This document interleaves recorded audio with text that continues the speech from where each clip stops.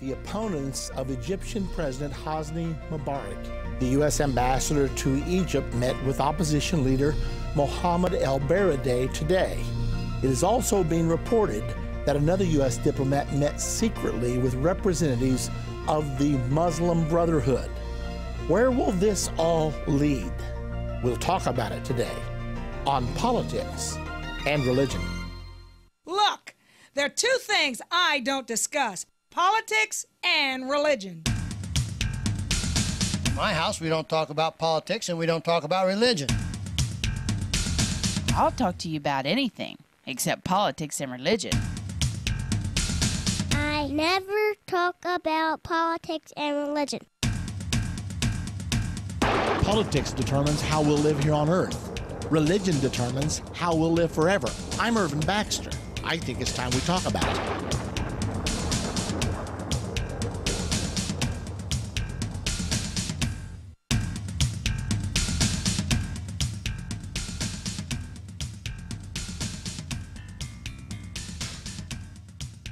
Let's give ourselves a little test.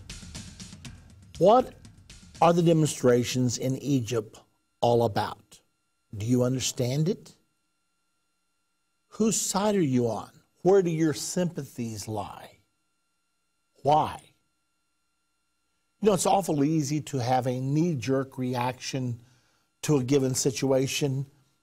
But before we act, before we see a fundamental alteration in the world power structure in the Middle East, we probably should know where it's going to end up. Some people say we should look before we leap. Have you ever made a decision that you just had an emotional desire and you wanted to do it and you did it and then it didn't turn out so well? You wished that you had counted the cost before you actually took the plunge. I mean, some people, they even have that kind of a feeling about their marriage. All because a decision was taken without due diligence, without someone doing their homework. So my question for all of us here today in America, we've got this regime in Egypt. It's been in power 30 years. The streets are flooded today. There's some estimates say that 5 million people are in the streets chanting that Mubarak must go, that it's the end of his regime, that his regime has squashed liberty, that it has been corrupt in many regards. And it appears there's some truth to those things. But then the next question arises, all right, now, when Mubarak goes, who will take control?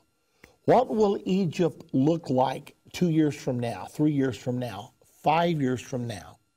What is this going to do to the Middle East? What's it going to do to our friend Israel? And what's it going to do to the United States of America? How is it going to affect Jordan? How about Saudi Arabia? I mean, after all, Saudi Arabia is not a democracy either. But do we want the present rulers of Saudi Arabia to be overthrown and a hardline Wahhabi government taken over that will invite Osama bin Laden back to Saudi Arabia as a hero? These are the questions that must be asked right now, or maybe it's too late.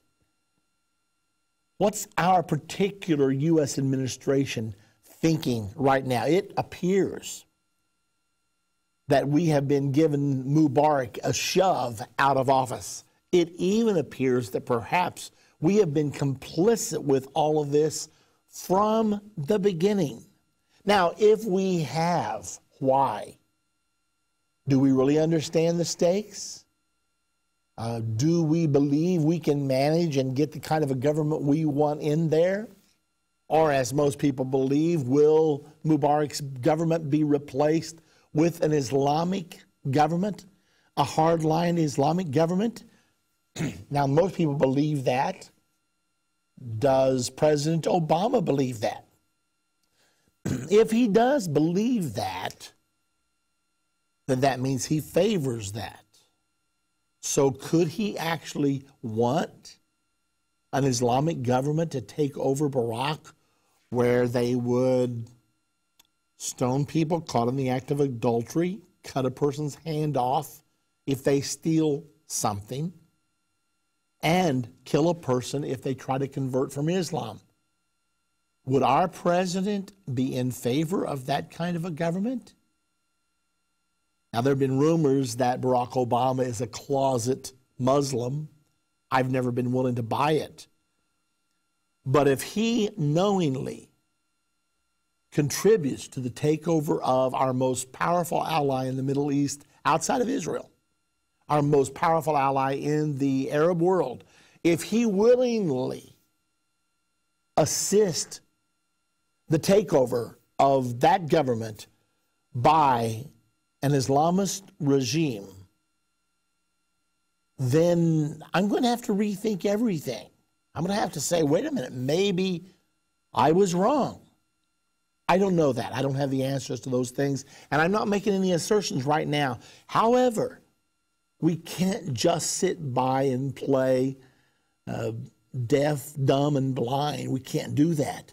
Somehow we need to figure out who's running our country right now. Already Hillary Clinton has called on Mubarak to prepare for transition. That means get ready to go, Mr. Mubarak, because we think it's time for you to go. Okay, now I'm laying some of the groundwork, and I know that we've been talking about this several days, but they've been talking about it nonstop on the news. What is really going on here? Because, okay, I guess let's start like this. Let's say that Mubarak goes, and let's say that a government like now rules in Iran takes power in Egypt.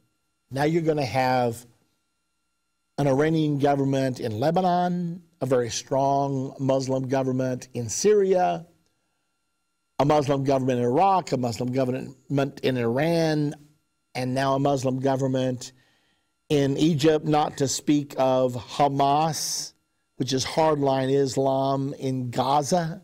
So you're going to have surrounded Israel, except for Jordan. And by the way, the same fever that's raging in Egypt has now spread to Jordan. There have been demonstrations in the streets. King Abdullah announced today that he was demanding the resignation of his entire government, and now then he is replacing all those people. He's moving very quickly now to try to mollify the demonstrators. So even Jordan could fall. I mean, if we have pulled the rug out from Mubarak, if we have stabbed him in the back, then what does this say to our allies in Saudi Arabia? What does this say to our allies in Jordan? And I guess most paramount is, what does it say to our friend Israel? I mean, if when the going gets tough, the U.S. melts like cotton candy on a hot summer day, what's Israel thinking right now? Who is running the United States of America? Will they forsake us? I mean, after all, there are resolutions right now being offered at the United Nations that would put Israel in a position of being a pariah nation. And the U.S. has the power to veto those resolutions. But if the U.S. treats Israel like it's treating Hosni Mubarak right now, who has been steadfast, the first nation to sign a peace treaty with Israel at our urging for 14 years, they flew solo. They were the only Arab nation with a treaty. Finally, Jordan followed the lead and signed a treaty with Israel. So now we have two nations. One of those two nations now appears to be on the brink of being taken over by the Muslim Brotherhood, which is the same as Hamas, which is the same as Hezbollah. Now, the Muslim Brotherhood is contending that they only intend to bring about change through peaceful means. But yet they gave birth to Hamas, which launched several rockets into southern Israel today, which has vowed to bring about the end of the state of Israel. So Okay, what are we saying now? So how does this all add up? Where does it lead? Well, we can have a lot of opinions, but the only thing that really is solid is what the Bible has to say. So we know there are prophecies in the Bible. We have two specific prophecies, well, at least two, concerning the Middle East. We have the final prophecy of the Battle of Armageddon, when all of the nations will come down against Israel in order to bring Israel under the power of the one world governmental system that will be established, which is being set up right now through the process of globalization. But we know that they will all come down against Israel in an attempt to finally destroy her and do to Israel what Adolf Hitler failed to do. That's called the Battle of Armageddon.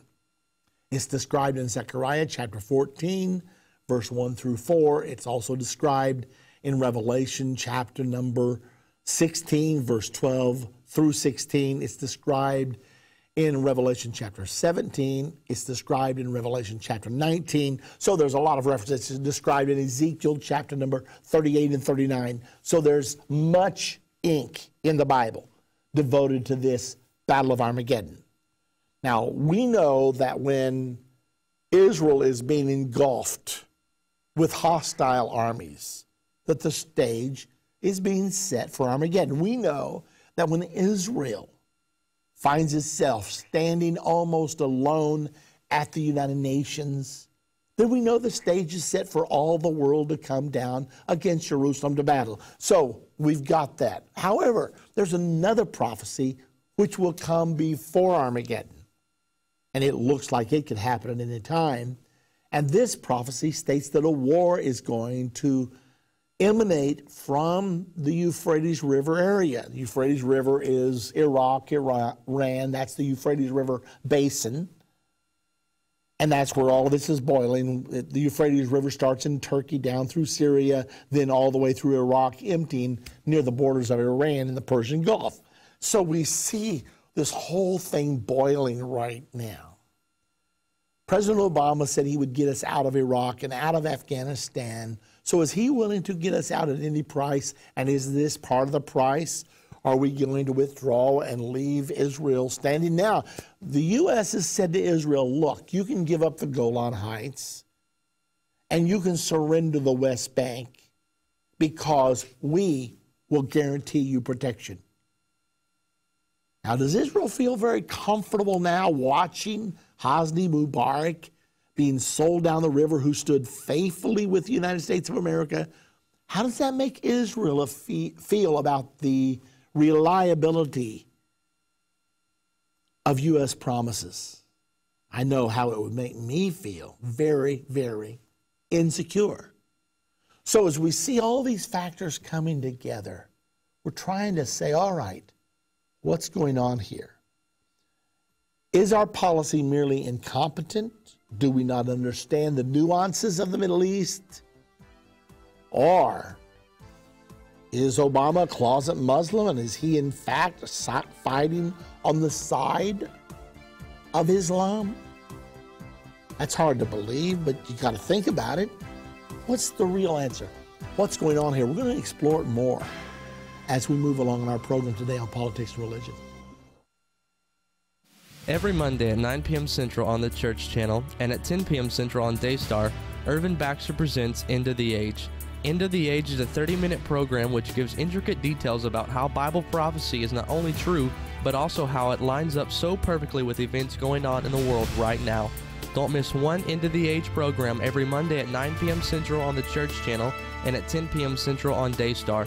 Visit endtime.com for more details or call 1-800-ENDTIME. When you think about Bible prophecy or the end of the world, what comes to mind? War, destruction, famine, disease, 666, mark of the beast, antichrist, false prophet, four horsemen, trumpets, seals, and vials? What about 2012? How does all of this affect you as a teenager in today's world? Those are all good questions, but the thing to remember is that Bible prophecy was not put here for us to be afraid of it, but for us to know what is to come. When I was a kid, I used to pretend that I could see the future and predict what was going to happen. Well, with Bible prophecy, we can do just that. Tune in to Endtime